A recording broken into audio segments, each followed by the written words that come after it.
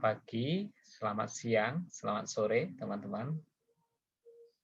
Kita berjumpa lagi di ruang virtual ini. Kali ini kita akan membahas tentang perkembangan iman. Seperti yang sudah-sudah atau kelas yang sudah-sudah kita bicara tentang relasi iman dan wahyu.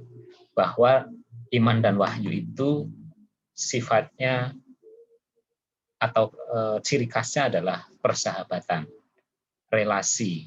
Nah, artinya bukan stagnan, tetapi merupakan proses. Maka kita hari ini kita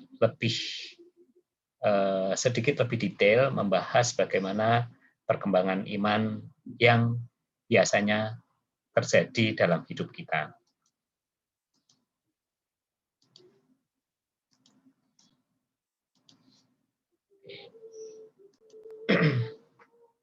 Nah, judul kuliah pada hari ini adalah tahap perkembangan iman. Bagaimana memahami iman? Ya, iman itu perlu dipahami sebagai sebuah perjalanan yang dinamis dalam hidup manusia, dalam relasinya dengan Allah. Yang tadi saya katakan di awal, bahwa iman itu adalah proses, jadi bukan sekali jadi ya.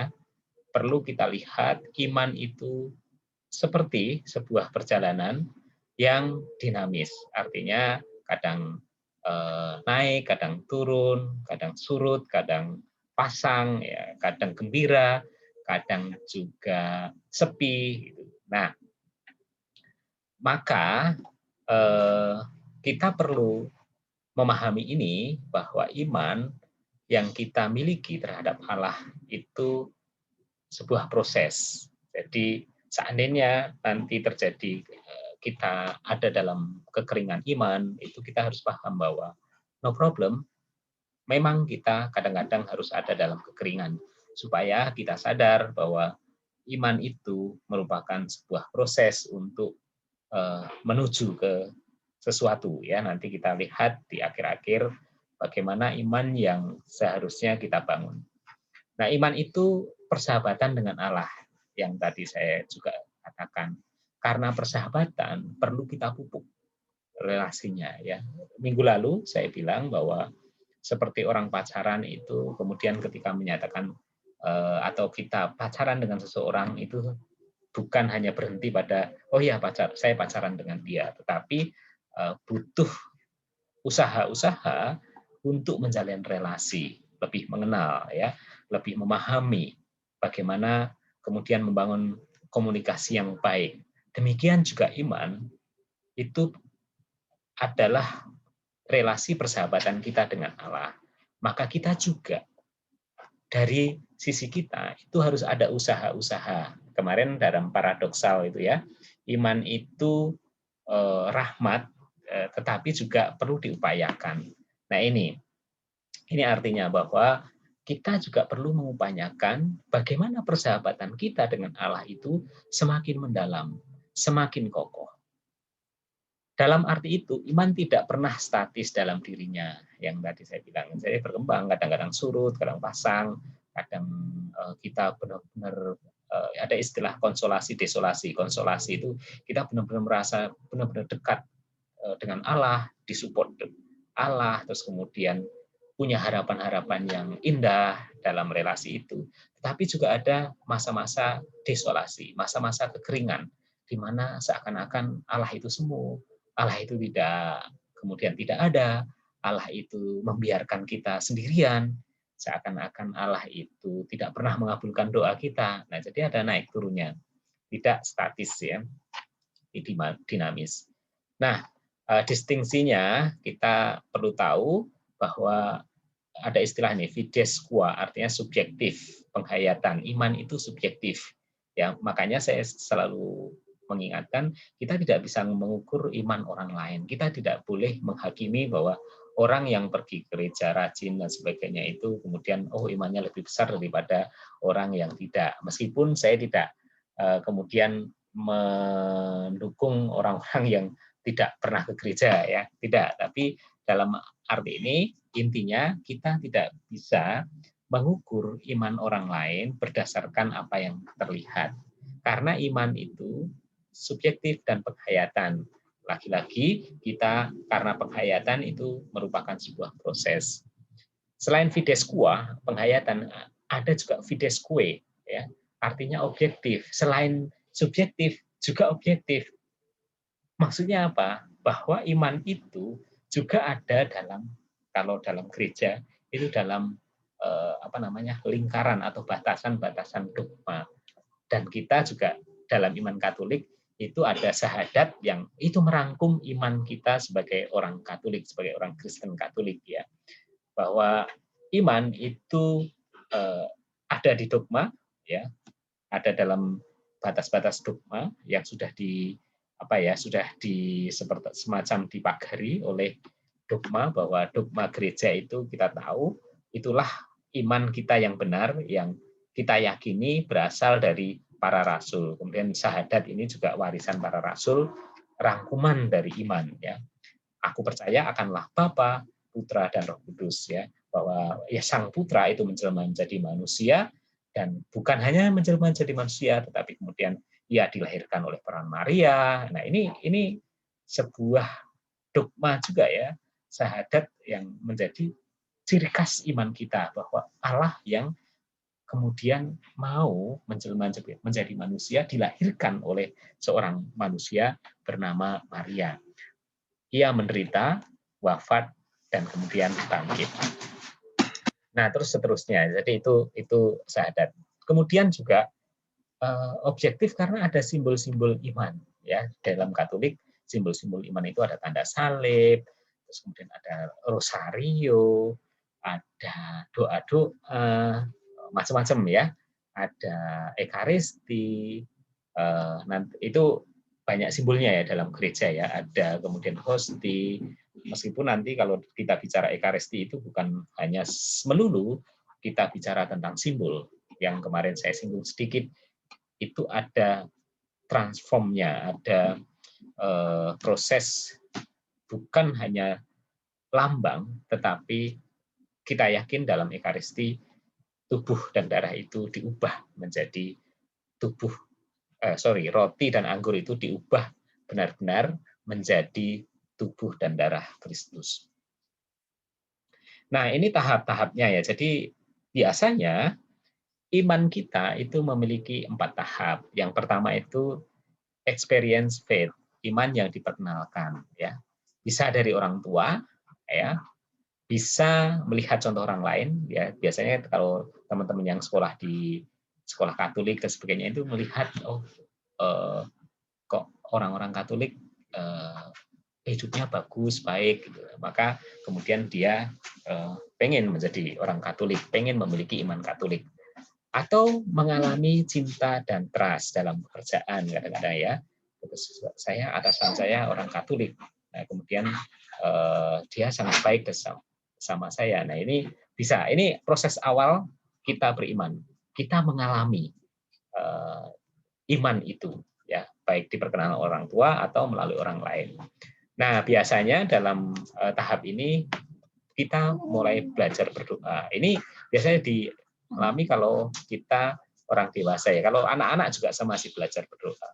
Terus mengenal ajaran dasar iman. Kita ingat bahwa waktu kecil kalau kita tahu ketika mau menjadi anggota gereja kita selalu akan belajar doa-doa dasar. Nah, ini nanti akan menjadi refleksi kita, teman-teman. Apakah kita yang sekarang sudah berpuluh-puluh tahun mungkin ya menjadi orang Katolik tetap ada pada tahap ini? Jangan-jangan kita baru, meskipun kita udah lama menjadi Katolik, kita baru berada pada iman yang diperkenalkan ini, ya. Iman yang masih katakanlah kanak-kanak ya, yang baru belajar, baru ini. Nah, nanti kita coba lihat tahap berikutnya. Nah, setelah diperkenalkan, kemudian iman itu menjadi belonging faith ya. Iman yang membutuhkan pengakuan kelompok ya. Membutuhkan kelompok. Saya mengidentifikasikan dengan orang lain. Saya orang Katolik, oh dia orang Katolik, dan kemudian saya merasa punya kelompok, punya identitas, ya. Saya punya kelompok, punya komunitas. Maka kadang-kadang kita, kalau contoh ya teman-teman ketika di university ketemu teman yang seiman, itu kemudian senang ya, merasa saya ada temannya, saya ada kawan, ada orang yang sama-sama Katolik. Apalagi kalau teman-teman nanti berada di sebuah negara yang mayoritas bukan Katolik, katakanlah, itu ketemu orang Katolik itu benar-benar merasa, oh ini keluarga, ya. Karena iman itu juga membutuhkan afiliasi, ya, butuh yang tadi relasi-relasi, butuh butuh teman, butuh tempat untuk sharing, ya. Terus kebutuhan penerimaan. Ya, kita kadang-kadang memang diakui atau tidak, kita nyaman ketika ada dalam sebuah komunitas yang menerima kita, ya. Dan biasanya ini kalau seandainya satu iman gitu ya, satu agama gitu di tempat yang asing itu akan terasa banget ya. Kecuali kalau kita, nah, bandingkan dengan gereja Katolik dan gereja Kristen itu kan salah satu ciri khasnya kalau Kristen itu ke gereja, kalau kita pergi ke gereja Kristen, mereka sangat menerima ya, seakan-akan karena mereka masih komunitas kecil ya. Jadi sangat hangat penerimaannya, dan orang-orang muda biasanya kerasan dan membandingkan, kenapa kok di Katolik tidak. Di Katolik formal sekali, kalau kita datang ke gereja hanya ada petugas tatip yang hanya kemudian mempersilahkan duduk. Tapi kalau di Kristen sampai disalamin, sampai diajak ngobrol dan sebagainya. Kebutuhan penerimaan ya. Akhirnya iman menjadi sebuah apa ya, identitas. Saya membutuhkan orang lain, saya membutuhkan komunitas, ya. Ada rasa kagum dan penghargaan atas pengalaman imannya. Nah, ini nanti dalam sharing-sharing dalam komunitas itu akhirnya kita kemudian bersharing tentang pengalaman iman. Ya, kemarin teman-teman sudah mengerjakan dan saya membaca satu persatu, saya merasa diteguhkan juga, dan kemudian menjadi refleksi bagi saya bahwa iman itu memiliki apa ya, prosesnya yang beraneka ragam. Saya membaca banyak sekali karena dari satu kelas bisa ada yang 20, ada yang 30, ada yang 60 teman-teman. Jadi itu luar biasa kalau teman-teman, silahkan juga bisa saling membaca kok di di grup Mas itu ya, di forum Mas.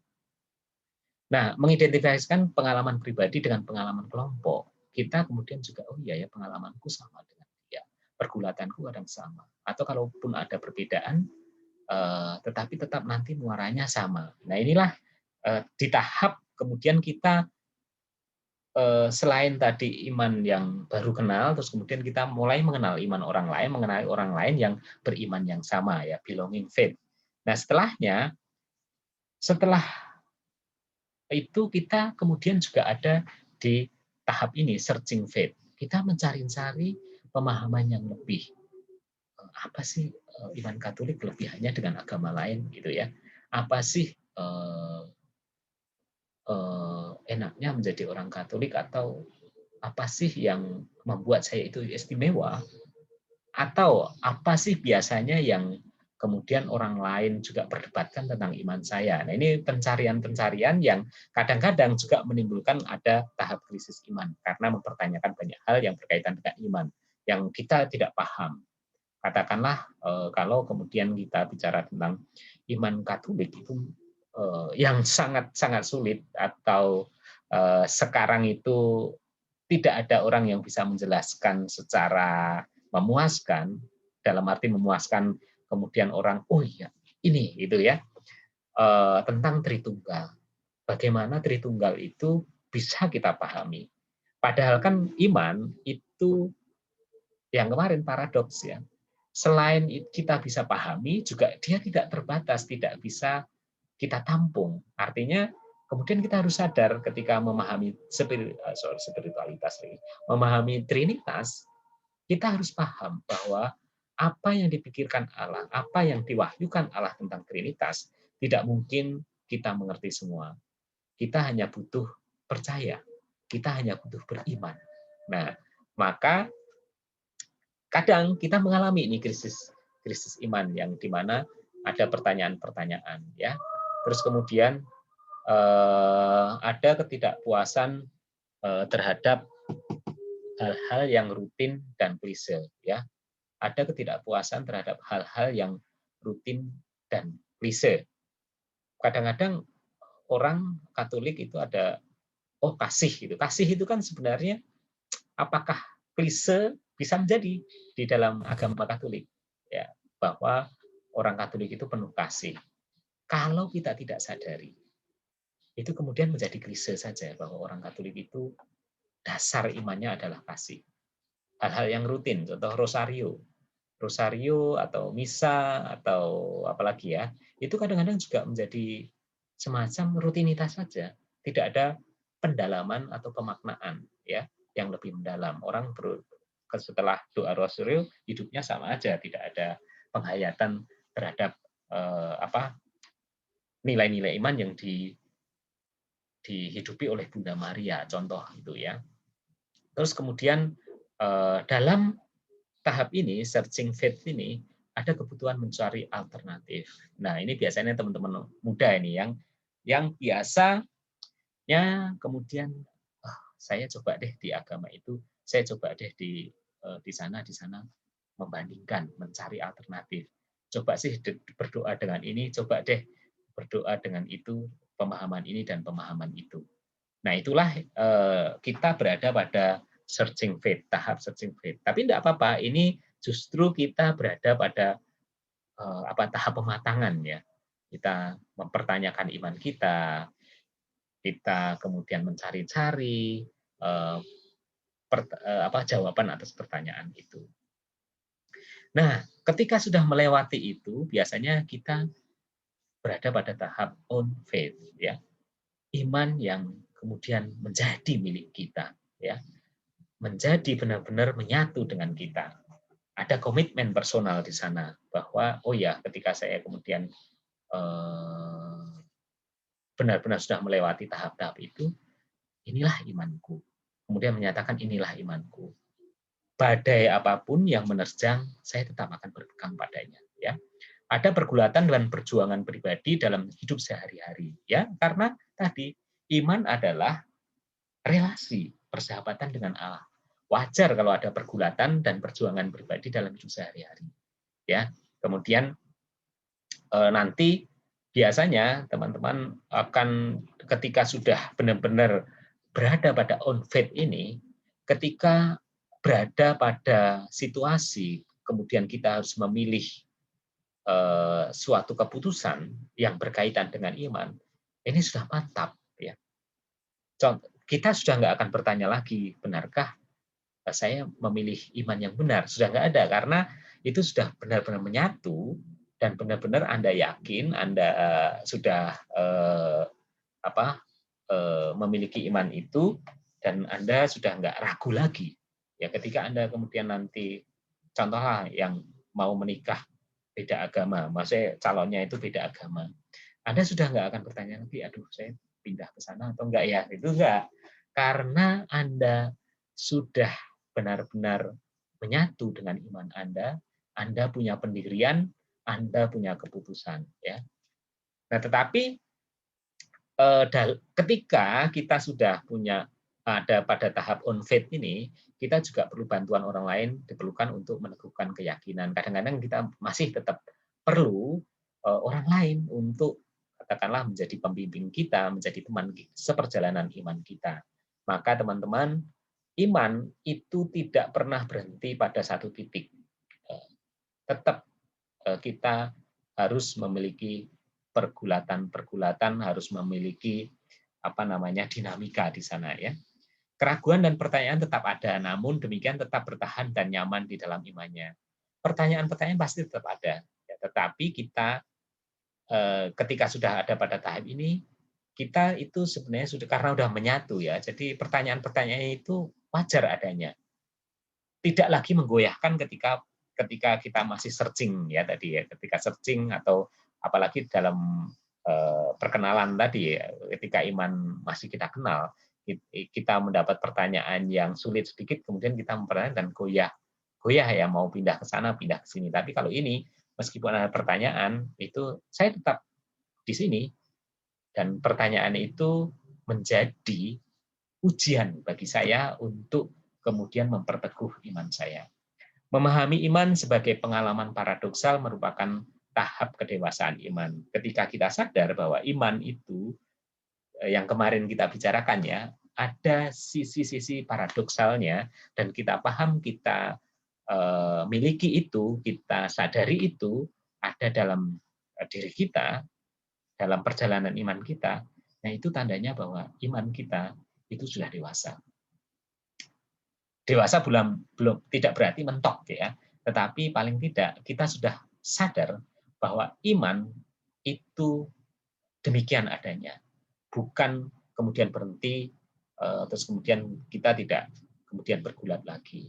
Kita tahu bahwa orang-orang kudus yang ditetapkan gereja pun itu mereka juga pergulatan imannya luar biasa ya. Orang-orang kudus itu bukan orang-orang yang kemudian lurus terus kemudian mati terus diangkat menjadi santo santa, tidak. Kita tahu kalau teman-teman membaca sejarah apa namanya para kudus santo santa itu, mereka juga dalam kehidupan sehari-hari mereka benar-benar bergulat tentang iman ini, tetapi mereka sudah berada pada on faith ini. Bagaimana mereka meskipun turun naik, meskipun ada dalam kekeringan, meskipun mereka itu ada dalam kehambaan, ya. Kalau teman-teman contoh membaca kisah Santo Ignatius Loyola, itu sampai dia pernah merasa ditinggalkan pribadi Trinitas, artinya rasanya pribadi Trinitas itu tidak ada, sampai gitu ya. Jadi dia benar-benar merasa ada pada posisi yang benar-benar desolatif ya, kalau dalam bahasa Ignatius itu benar-benar kering ya, bagaimana sampai dia merasa pribadi Tritunggal itu tidak ada. Nah, mari teman-teman, dari keempat tahap iman ini kita merefleksikan di mana ya iman kita, di mana kita sekarang berada. Apakah kita sudah berada pada tahap ini on faith ya, mudah-mudahan ya teman-teman, dengan segala pergulatannya, atau kita sebenarnya masih mengenal, atau masih kita kemudian berada pada belonging faith tadi ya, butuh komunitas, saya di mana berada, kalau ada orang lain saya nyaman, tapi kalau nggak ada ya ya sudahlah, saya kemudian melupakan iman saya. Tapi kalau ada dalam komunitas, okelah saya menjadi orang Katolik ya, bisa jadi ya. Nah, atau searching faith, di mana Anda masih banyak pertanyaan tentang iman yang tidak terjawab ya, dan Anda merasa gelisah tentang iman Anda. Nah, itu teman-teman, saya kira tentang 4 iman ini. Nah, di sini sebenarnya kita bicara tentang bagaimana menjadi orang Katolik ya. Bagaimana kita berimajinasi tentang Katolik itu apa ya. Bahwa memiliki iman Katolik itu seakan-akan kita berada pada sebuah kisah ya, kisah khusus ya tentang kekatolikan ya. A story we enter. Kita berada pada sebuah sejarah yang kita masuki ya. Yang sejarah itu sebenarnya sudah ada dari dulu, dari Yesus Kristus sampai sekarang, dan kita masuk di sana ya. Menjadi Katolik itu juga semacam kita memasuki atau memiliki komunitas yang khusus ya, komunitas yang istimewa, yaitu gereja sendiri, community we belong to. Bahwa kita bukan menjadi saya A, B, C, D sepenuhnya, tetapi juga kita itu membawa gambaran tentang komunitas kita. Maka ini yang perlu kita sadari teman-teman, bahwa kita menjadi orang Katolik itu bukan semata-mata kita hidup sendiri, semau saya sendiri. Gereja itu ada dalam wajah kita, ada dalam perilaku kita. Maka ketika kita mau berbuat sesuatu yang menyimpang, ingatlah bahwa Anda itu anggota gereja. Anda itu gereja yang diutus pada tempat di mana Anda berada. Nah, sekarang teman-teman diutus menjadi mahasiswa. Anda mewakili gereja universal menjadi mahasiswa di UI. Maka tingkah laku Anda, ketekunan Anda, prestasi Anda itu mewakili gereja. Ya, jadikanlah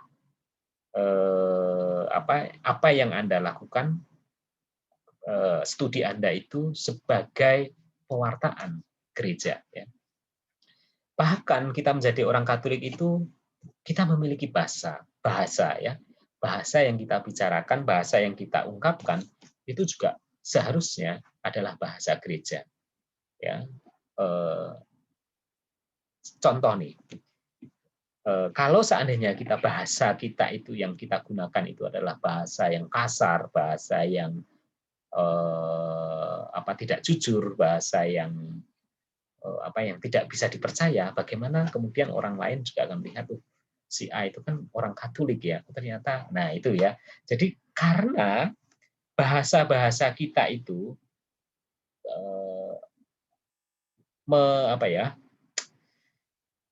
merupakan bahasa yang seharusnya dilontarkan oleh gereja, maka ketika kita mengkritik, ketika kita mengusulkan sesuatu, dalam pikiran kita itu adalah kita mewakili gereja universal, di mana gereja universal selalu berbahasa dengan fondasi kasih, ya, menegur, menghardik, tetapi landasannya kasih, bukan untuk menjerumuskan, bukan untuk membuat lawan bicara kita down, ya, tetapi kita memiliki bahasa yang khas, bahasa gereja, bahasa Tuhan sendiri, bahasa kasih. Cara berdoa kita juga berbeda. Nah, ini sih mudah dipahami ya, bahwa kita memiliki ciri khas berdoa, ya, doa hening, terus kemudian devosi. Bahkan Kristen dan Katolik itu kan sebenarnya baik dari bahasa maupun cara berdoanya berbeda, ya. Bagaimana kadang-kadang ya, saya kadang-kadang orang Katolik juga kadang-kadang juga punya tren niru-niru orang Kristen ya. Ya Bapa, perkenankanlah ya Bapa, Engkau memberi kami ya Bapa banyak yang Bapa, atau banyak ya Tuhan, ya Tuhan, ya Tuhan. Kalau orang Katolik kan biasanya hanya sekali dua kali lah. Bapa, terima kasih Engkau telah memberi kami pagi yang cerah, pagi yang penuh berkat ini. Nah, kalau bahasa Kristen beda. Biasanya bahasa Kristen banyak, ya Bapa, Engkau telah mengutus putramu, ya Bapa. Banyak diulang-ulang. Saya tidak bermaksud membanding, tidak bermaksud untuk ini lebih bagus atau ini lebih jelek, tidak. Tapi kita punya cara yang khas, ya. Terus work we do, ya. Pekerjaan-pekerjaan yang kita lakukan pun khas, ya. Karya-karya yang kita lakukan pun khas. Sekolah Katolik, sekolah Kristen itu juga beda. Asrama-asrama Katolik, asrama-asrama Kristen atau asrama-asrama Muslim itu beda, ya. Perhatian kita itu juga beda, ya. Katolik layanan-layanannya itu lebih ke ini kasih, ya, bagaimana mengangkat orang-orang yang lemah, orang-orang yang miskin itu kita angkat derajatnya tanpa memandang agama mereka. Ya, kita lebih universal, dan kita lihat dana kalau di gereja itu, kalau di keuskupan itu ada DPGM, bukan DPGM, tapi LDD ya, Lembaga Daya Dharma yang di KAJ itu yang khusus memang memperhatikan orang-orang yang katakanlah berada pada status ekonomi kurang beruntung, ya, kurang bagus, sehingga Lembaga Daya Dharma itu adalah salah satu ya dari banyak karya gereja, layanan gereja yang memperhatikan kehidupan orang-orang itu untuk kemudian terangkat harkatnya dengan pengembangan ekonomi, contohnya, ya.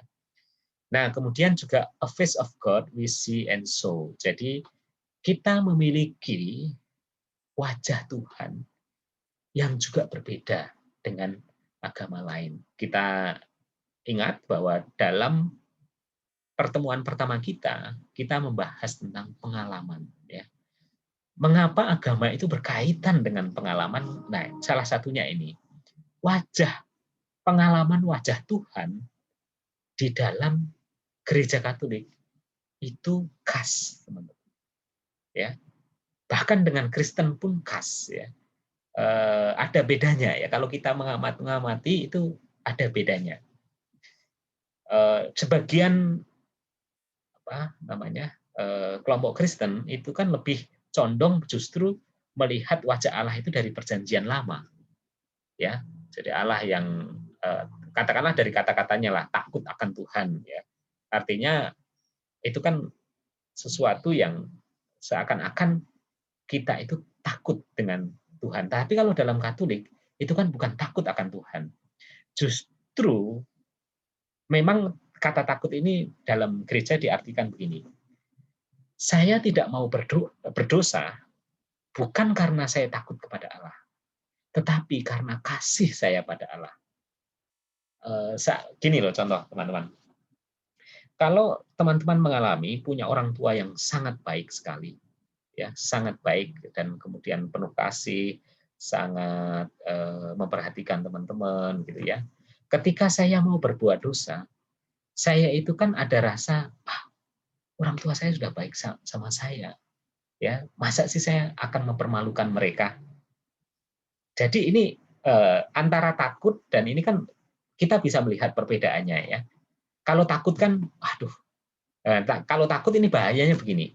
Kalau takut akan Allah atau takut akan orang tua itu, ketika orang tua sudah nggak ada, kita udah nggak ada ditakuti, nggak ada yang ditakuti lagi. Tetapi kalau kita melakukan sesuatu yang benar, menghindari sesuatu yang jelek itu bukan karena takut, tetapi karena kasih. Karena saya sudah dikasih Allah, karena kasihnya sudah berlimpah, saya harus membalasnya dengan kasih yang sama, itu beda. Meskipun orang tua kita nanti sudah tidak ada, kita tetap punya pertimbangan-pertimbangan di mana kita harus berbuat yang benar karena saya mengasihi orang tua saya. Begitu ya. Nah, ini wajah Tuhan yang kita lihat dan kita tunjukkan itu, kita juga dalam gereja punya ciri yang khas, yaitu Allah yang bersahabat, Allah yang penuh kasih, Allah yang mengampuni, Allah yang bersahabat. Nah, seharusnya wajah Allah itulah yang kita tunjukkan dalam perilaku kita berhadapan dengan orang lain. Oke, teman-teman, begitu ya. Jadi untuk hari ini silahkan teman-teman merefleksikan bagaimana perjalanan iman teman-teman. Nah, karena di emas itu harus ada trace tugas ya. Jadi kemudian dari apa yang saya sampaikan ini, silahkan teman-teman membuat satu pertanyaan yang teman-teman rasa pengen ditanyakan atau pengen didalami dari materi yang sudah saya sampaikan di dalam forum emas ya. Nah, tetapi bukan hanya itu tugasnya. Yang kedua, teman-teman juga wajib berusaha menjawab salah satu dari pertanyaan teman kalian. Jadi ada dua tugas ya. Saya membuat pertanyaan, tetapi juga menjawab apa yang ditanyakan teman. Ya, jadi silakan pilih mana yang belum dijawab, Anda jawab. Teman-teman, mengenai jawaban itu kita jangan takut benar atau salah, tetapi kan itu sharing ya. Kita tentang sharing bahwa tadi dalam perkembangan iman kita butuh orang lain, butuh melihat bagaimana iman orang lain itu berkembang. Maka pertanyaan-pertanyaan itu dijawab aja dengan sharing, dengan apa yang Anda pahami. Ya, jelas tugasnya teman-teman membuat satu pertanyaan tentang apa yang perlu teman-teman tanyakan dari apa yang saya jelaskan tadi di slide ini, dan juga menjawab pertanyaan, berusaha menjawab salah satu pertanyaan, mau dua juga boleh kalau Anda teman-teman, atau tiga juga boleh kalau teman-teman, saya rasanya pengen menjawab pertanyaan si A, si B, si C, mau tiga, ini menarik nih untuk dijawab, silahkan. ya. Tapi saya mewajibkan Anda membuat satu pertanyaan dan membuat satu jawaban. Demikian teman-teman untuk kelas kita hari ini. Selamat merenungkan tugas, bukan merenungkan tugas ya, selamat merenungkan perjalanan iman teman-teman, merefleksikan dan kemudian benar-benar mendalami supaya teman-teman tahu posisi iman saat ini dan bagaimana kemudian nanti harus melangkah untuk selanjutnya. Terima kasih. Nanti silahkan setelah selesai teman-teman tutup dengan doa ya, doa sendiri-sendiri supaya benar-benar Tuhan memberkati seluruh karya kita pada hari ini. Terima kasih teman-teman.